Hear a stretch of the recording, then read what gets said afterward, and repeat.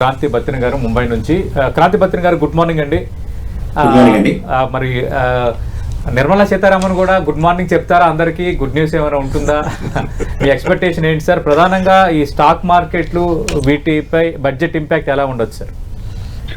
ఒకటైతే అండి, డెఫినెట్ గా ఇండియా అనేది డిఫరెంట్ పాత్ లో వెళ్తుంది. స్టాక్ మార్కెట్ పరంగా చూసినట్లయితే బడ్జెట్ యొక్క ప్రామినెన్స్ ఎప్పుడైతే జీడిపి కౌన్సిల్ అనేది కాన్స్టిట్యూట్ అయిందో అప్పటి నుంచి స్టాక్ మార్కెట్ కి బడ్జెట్ అనేది ఒక నాన్ ఈవెంట్ కిందనే ఉంటుంది. అంటే స్లోగా దాని యొక్క ప్రభావం అనేది కొంచెం తగ్గుతూ వస్తుంది. ఎందుకంటే లాట్ ఆఫ్ పాలసీ రిఫార్మ్స్ కానీ లేకపోతే ఇండైరెక్ట్ ట్యాక్సెస్ అన్ని గవర్నమెంట్ ఫ్రీక్వెంట్ గా చేస్తుంది. బట్ ఆల్వేస్ బడ్జెట్ అనేది ఇండియన్ స్టాక్ మార్కెట్ కి ఒక బిగ్ డే గానే ఉండబోతుంది.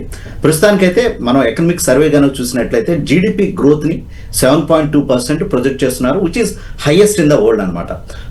నెక్స్ట్ వచ్చేసేసి గవర్నమెంట్ యొక్క మెయిన్ రిఫార్మ్ ఎజెండాలో చూసినట్లయితే మీడియం టు లాంగ్ టర్మ్ లో నెక్స్ట్ 5 years లో ఇండియా యొక్క జీడిపిని ప్రస్తుతం ఉన్నటువంటి $4 trillion నుంచి $8 trillion కింద ఎట్లా డబల్ చేయాలి అనే దిశగా గవర్నమెంట్ యొక్క స్టెప్స్ ఉండబోతున్నాయి. ఇందాక ప్రముఖులు చెప్పినట్లు రీసెర్చ్ మీద చాలా ఎలొకేషన్ అనేది చేయాల్సిన అవసరం ఉంది.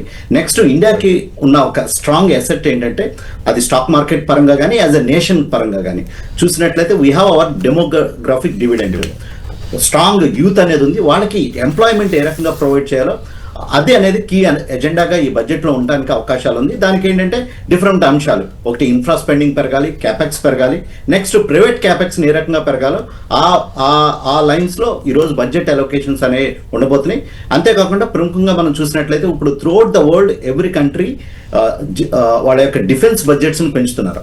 మన ఇండియా కనుక లాస్ట్ 10 years కనుక చూసినట్లయితే మన డిఫెన్స్ బడ్జెట్స్ చాలా స్ట్రాంగ్ గా పెరిగినాయి.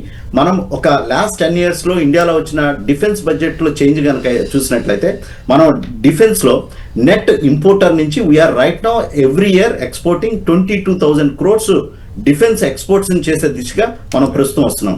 సో డిఫెన్స్ బడ్జెట్ కూడా కొంచెం అలొకేషన్స్ పెరగడానికి అయితే డెఫినెట్ గా ఆస్కారం ఉంది.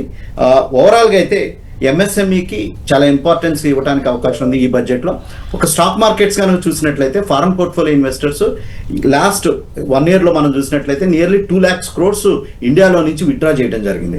బట్ స్టిల్ మనం చాలా రెసిలియంట్ గా ఉన్నాం. కొంచెం స్టాక్ మార్కెట్ యొక్క యాంటిసిపేషన్ ఏంటంటే కొంచెం రేషనలైజేషన్ ట్యాక్స్ ని, ఎస్టీటీ అనే ట్యాక్స్ అనేది ఒకటి ఉంది, సెక్యూరిటీ ట్రాన్సాక్షన్ ట్యాక్స్, అది కొంచెం ఎఫ్ఐఎస్ తగ్గిస్తే కనుక కొంచెం అట్రాక్టివ్ అవడానికి అవకాశం ఉంది. నెక్స్ట్ ఫారెన్ పోర్ట్ఫోలియో ఇన్వెస్టర్స్ ని ఏ రకంగా ఇండియాకి ఇంకా అట్రాక్టివ్నెస్ ఎట్లా పెంచాలనే ఉద్దేశంగా స్టాక్ మార్కెట్ అనేది ప్రస్తుతం యాంటిసిపేట్ చేస్తుంది. అది కనుక వస్తే కనుక డెఫినెట్లీ స్టాక్ మార్కెట్ పరంగా ఇట్స్ ఎ గుడ్ మార్నింగ్ అవుతుంది.